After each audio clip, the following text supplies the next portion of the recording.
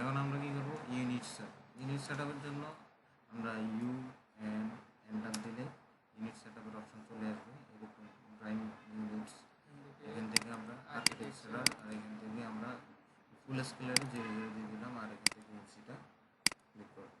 এখানে এতটুকুই কাজ, আর কোনো কাজ করা লাগবে, ঠিক আছে। ওকে দেবা। এবার আমরা ডাইমেনশন সেট আপ করবো, ডি এন্টার, ঠিক আছে। ডি এন্টার দিলে এখান থেকে আমি চাইলে একটা নতুন নিউতে ক্লিক করলে একটা নতুন একটা অপশন আসবে, +1।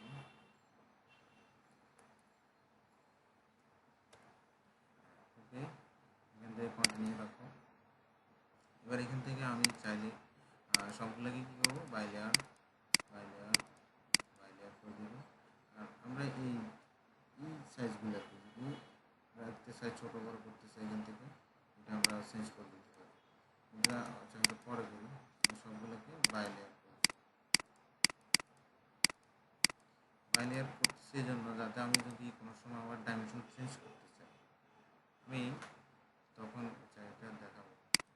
চেঞ্জ করতে চাইলে শুধু একটা ক্লিক করলেই ডাইমেনশন চেঞ্জ হয়ে যাবে, কোনো পরিবর্তন করা লাগবে না, আবার এখানে আসলে করা লাগবে। তো এইখানে আসি আমরা যদি পোস্ট ফিলটা দিই এটা হবে, যদি এরকম টাইপের দিয়ে এটা হবে, যেটা দাও এটা হবে, দোনোটাতে একই রাখবা।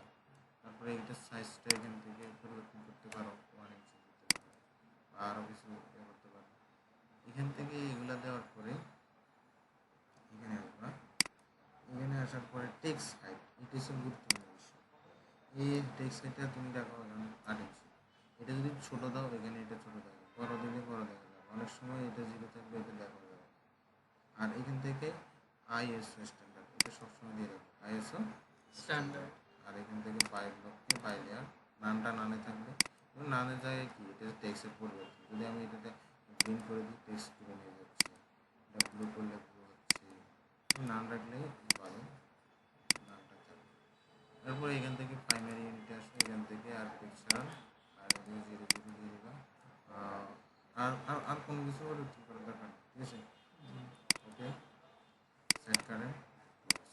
এখন যে আমি একটা ডাইমেনশনের জন্য এই যে ডাইমেনশন অপশন আছে, এখানে ক্লিক করবা, একটা ক্লিক করলাম, এখানে একটা ক্লিক, এখানে একটা ক্লিক, এটা শো করতে 6 ইঞ্চি, এখান থেকে 5 ইঞ্চি।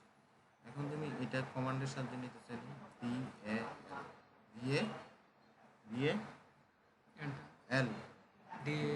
DAL এন্টার দিয়ে লিখতে পারি,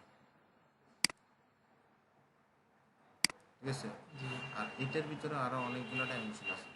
এখানে ক্লিক করবা, উপরে ডাইমেনশন, এটাতে দেখবা যে এখানে ডাইমেনশন অনেকগুলো ডাইমেনশন, এগুলো আমি একসাথে যখন ডাইমেনশন টুল নিয়ে দেখাবো তখন সবগুলো দেখাবো। এখানে কিন্তু লাইনের নেই, এই যে লাইনের কাজ হচ্ছে এটা, কেমন লাইনের। আর এটার কাজ এই অ্যালাইনের কাজ হচ্ছে কর্নার, তাহলে এই দুইটা আবার দিতে জানিয়ে দেবো, কেমন, ঠিক আছে।